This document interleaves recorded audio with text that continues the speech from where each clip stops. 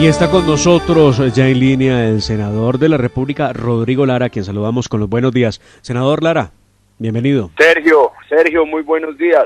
Un saludo muy especial a usted, a toda la hora de la verdad, a todo el equipo y a todos los oyentes. Muy grato, como siempre, estar con ustedes.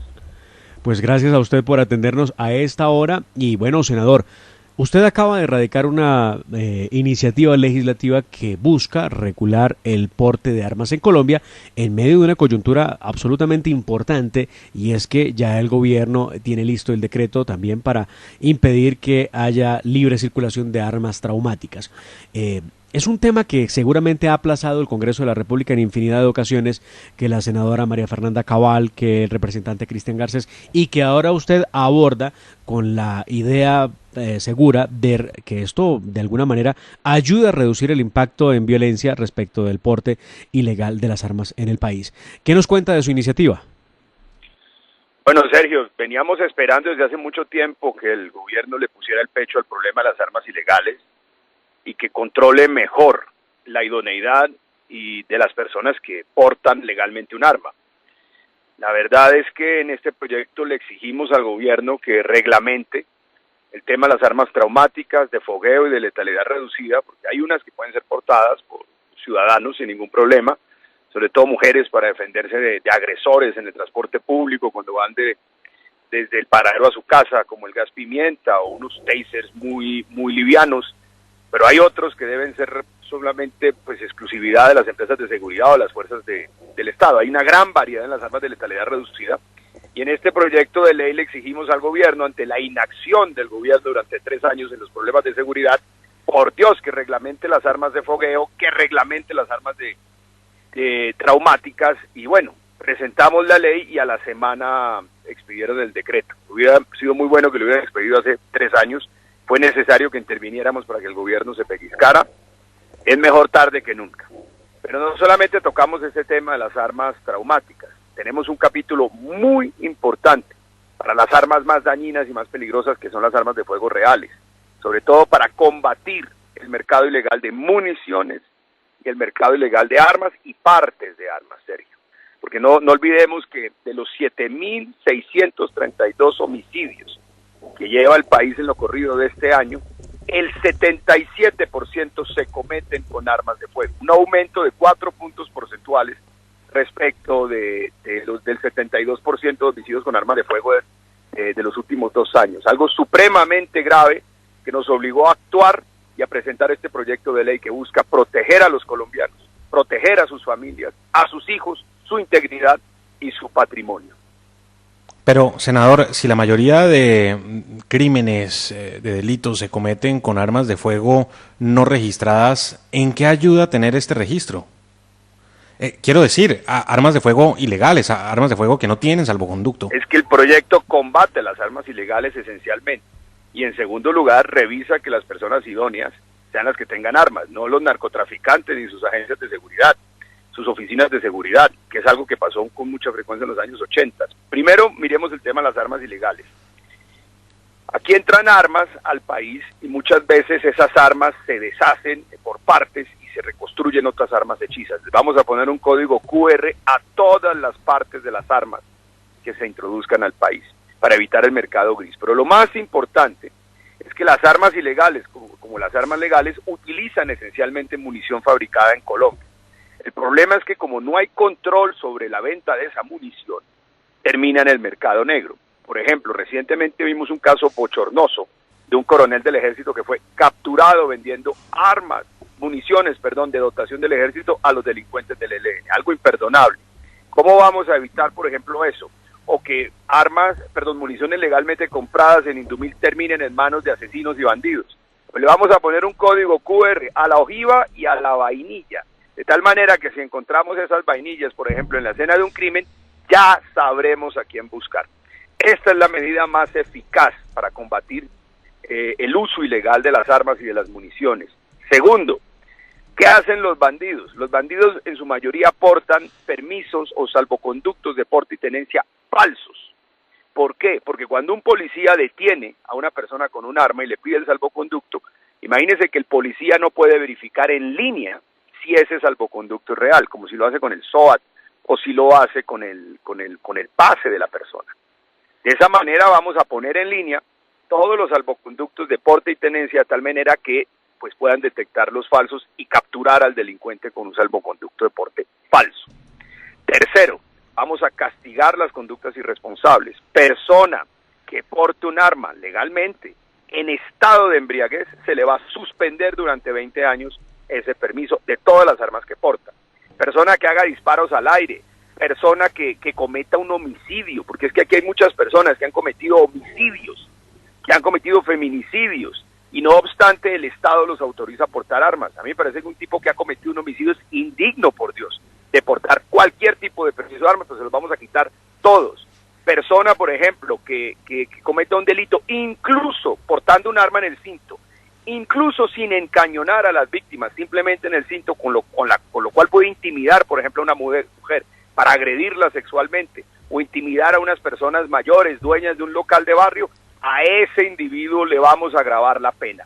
Estas son algunas de las medidas que se van a tomar, que buscan combatir el tráfico ilegal de armas y, por supuesto, también garantizar que sean las personas buenas, serias y responsables las que porten un arma, porque portar un arma pues no es un juguete, eso no es un juguete, causa más muertes que es más peligroso que un vehículo. Entonces tienen que ser personas idóneas, serias, y no los narcotraficantes, no empresas de seguridad dudosas, de esa que sacaba el cartel de Cali o el cartel de Medellín en los años 80, para tener sus esquemas de seguridad llenos de armas y matar a los colombianos. Aquí hay una dualidad y que la audiencia trata de entender, y creo que todos los colombianos, doctor Rodrigo Lara, nos aproximamos a ese dilema que tiene dos aristas.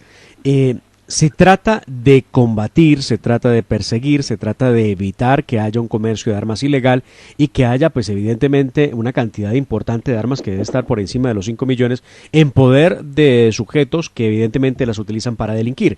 Quien delinque, no hay reporte o un informe oficial, no sé si usted lo conozca, lo haya hecho con un arma legal. Usualmente quien tiene un arma legal sabe el cuidado que debe tener, la responsabilidad que asume por si comete delito con su arma legal, y evidentemente tendrá que responder por la trazabilidad que existe de esa arma una vez se compra, se le entrega y se le da la munición. Las armas con las que se comete ese 77% de los delitos en Colombia, seguramente en su inmensa mayoría son cometidas con armas ilegales, esos homicidios. Pero ahora bien, dicen las personas en la calle, bueno, nos van a poner más requisitos, nos van a poner más dificultades para poder tener un arma de fuego de manera legal. ¿Esto no incentiva entonces el comercio ilegal de las armas en el país? ¿En dónde está escrito en la ley que se van a poner más trabas y más requisitos? Lo digo por lo siguiente, senador, porque por ejemplo, en el tema de los tiempos de vigencia de permisos de tenencia y porte, se modifica y se hace casi que, por ejemplo, para poder portarla, se exige que cada año se tenga que renovar. Y hoy muchos ciudadanos se quejan de que la renovación es muy difícil y tarda mucho tiempo. Se van a establecer básicamente que esa renovación sea automática y en línea. Se trata de saber quién las tiene.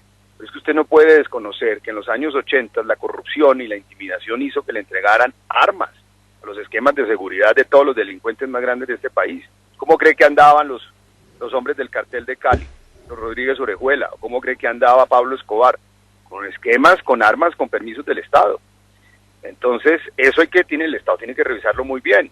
Si usted quiere garantizar que el porte sea más libre, que es básicamente, por ejemplo, el proyecto que presentó María Fernanda Cabal. Si usted quiere garantizar que el porte sea libre, el Estado tiene que saber quién tiene y cómo tiene esas armas.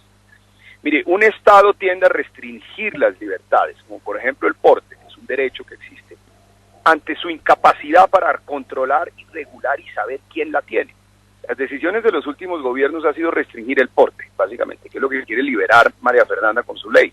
Esa ley, sí, es válida, es una opción, pero siempre y cuando el Estado sepa quién tiene las armas, cómo las tiene. Es que a usted no se le puede olvidar, Sergio, que en los últimos 10 años, se han incautado 50.000 armas, el 10% de todas las armas, con todos los permisos vinculados a crímenes y delitos, el 10%. ¿Quién tiene esas armas? Hay gente muy buena, yo no se las quiero quitar, ni más faltaba, pero se la quiero quitar al bandido, al delincuente, al narcotraficante, al asesino, que las tienen paradas por el Estado, porque el Estado es incapaz de controlar. Usted va y mira, por ejemplo, en qué consiste la Oficina de Control y Regulación de Armas del Ministerio de Defensa, y es una oficina absolutamente minúscula frente al reto mayor de detectar que sea la gente de bien y no los delincuentes los que tienen armas. Aquí no se va a restringir esa libertad. Y en segundo lugar, el elemento esencial del proyecto es detectar las municiones ilegales. Aquí están asesinando con municiones muchas veces fabricadas por el mismo Estado a través de Indomitable, porque el Estado las vende una vez y no tiene ni idea en qué manos de quién terminan. Ese es el proyecto esencial, el elemento esencial de este proyecto de ley.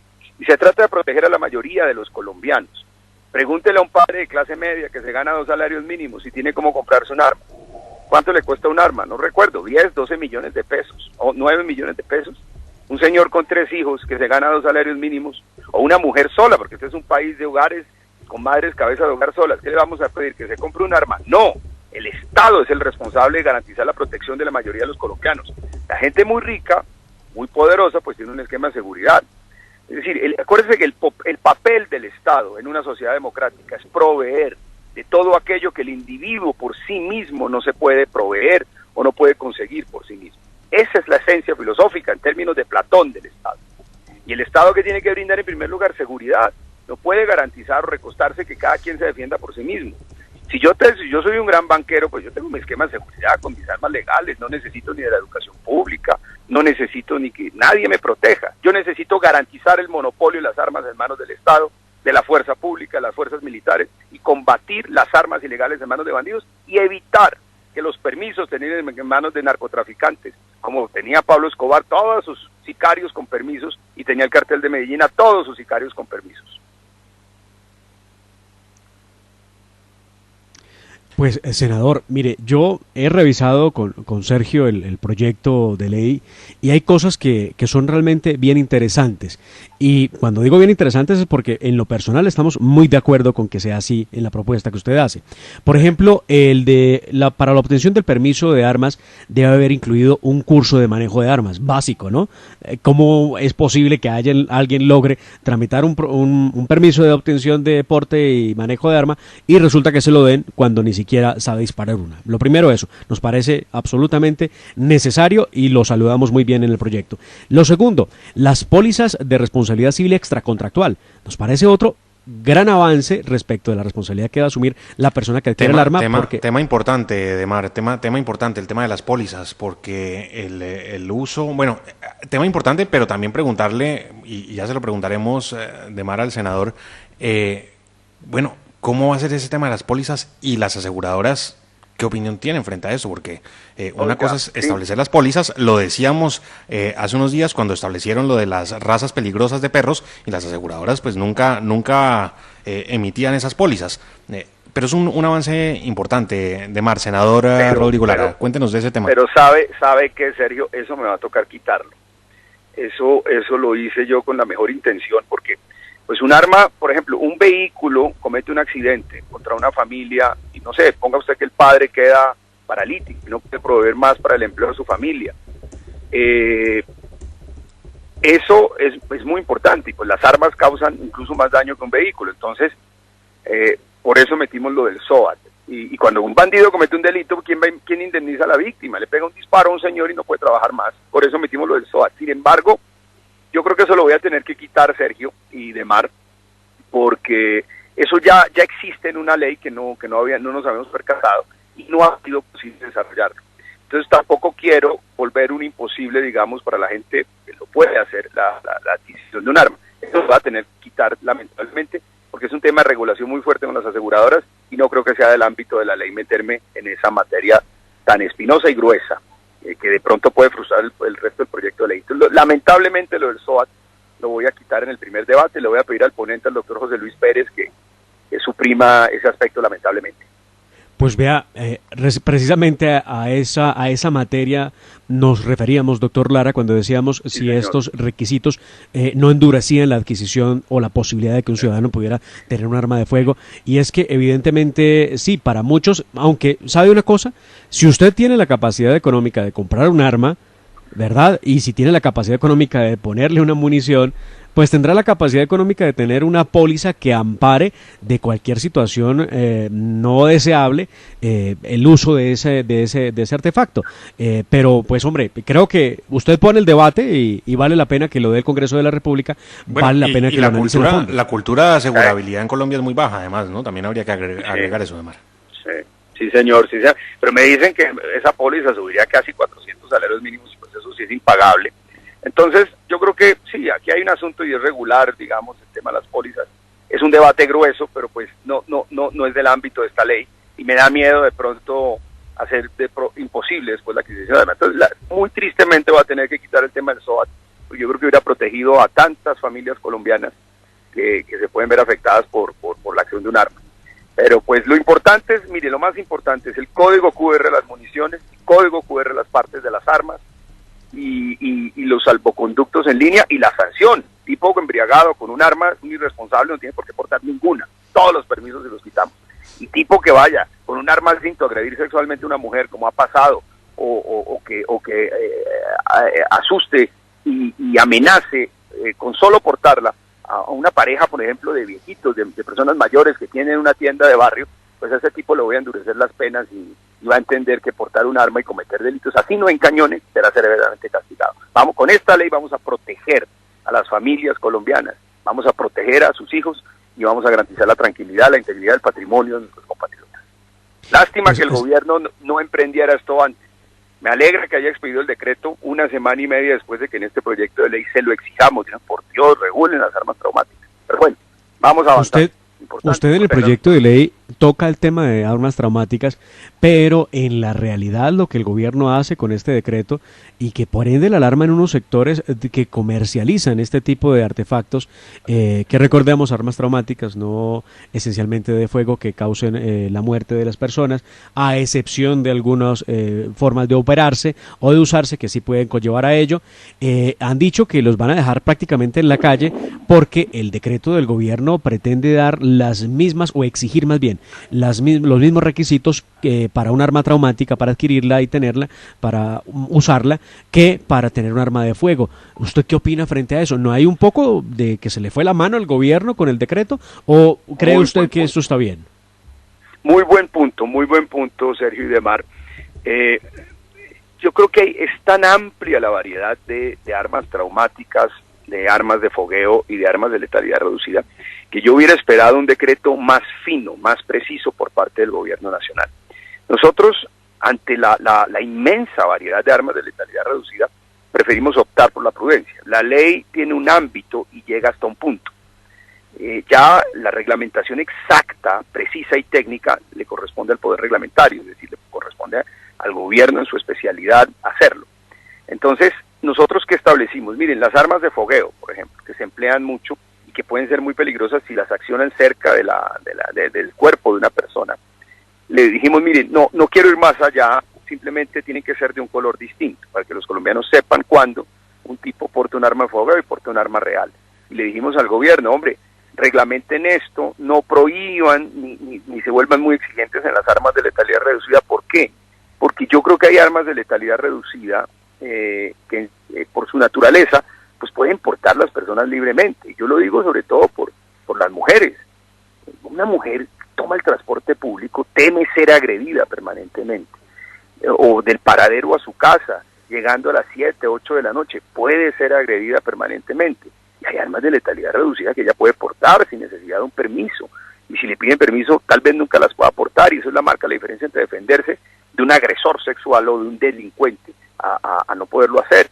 El gas pimienta, por ejemplo, unos gases pimientas que venden, o incluso un taser de baja intensidad, puede ser perfectamente utilizado por una persona sin necesidad de un permiso engorroso. Hay otras armas de letalidad reducida que deberían ser exclusivamente monopolio de las empresas de seguridad privada debidamente acreditadas por el Estado, y otros que ya no deberían portarse y que sí exigen permiso. Pero vuelvo nuevamente al punto, como el Estado con las actuales capacidad institucional es incapaz de regular, entonces ¿qué hace? Pues hace regulaciones ciegas, generales y totalizantes, como por ejemplo decir todas las armas de letalidad reducida, todas las armas de bajo fogueo. impacto deben tener Ajá. un permiso, por ejemplo. Y eso me parece que es una forma miope de reglamentar, de utilizar el poder reglamentario. Hubiéramos esperado algo mucho más sofisticado, pero yo creo que como que lo hicieron a la carrera, porque como no hacen nada, o han hecho muy poco, lamentablemente, en estos 3 años para proteger a los colombianos, cuando yo me digo hace unos meses, esta criminalidad no puede seguir, vamos a presentar un proyecto de ley ante la inacción del gobierno, pues salen una semana y media después con un decreto de manera reactiva, pero un decreto muy ciego, muy general, que pues no cumple las expectativas que tenemos en la ley. Entonces vamos a insistir, le vamos a pedir, mire, reglamenten eso bien, señores del gobierno. Yo creo que ya esa reglamentación le corresponderá al próximo gobierno, que esperamos que sea un gobierno serio, que se tome en serio la lucha contra el narcotráfico, que entienda que luchar contra la droga es luchar contra el fracaso escolar y entienda que luchar contra el narcotráfico es luchar contra el crimen. Pues senador, le agradecemos mucho estos minutos en la hora de la verdad para hablar de manera amplia de su iniciativa legislativa, de la que estaremos muy pendientes y de la que usted entenderá muchos de los oyentes de la hora de la verdad estaban interesados en conocer al detalle. Sobre todo, Señor, ahora que este decreto inclusive afecta a quienes hacen deporte y utilizan armas no con un fin distinto a ese, a hacer deporte. Así a muchos les parezca absurdo, les parezca increíble, pero sí, señores, sí, hay ese hobby en algunas personas y no es nada que raye con la criminalidad como algunos pretenden presentarlo.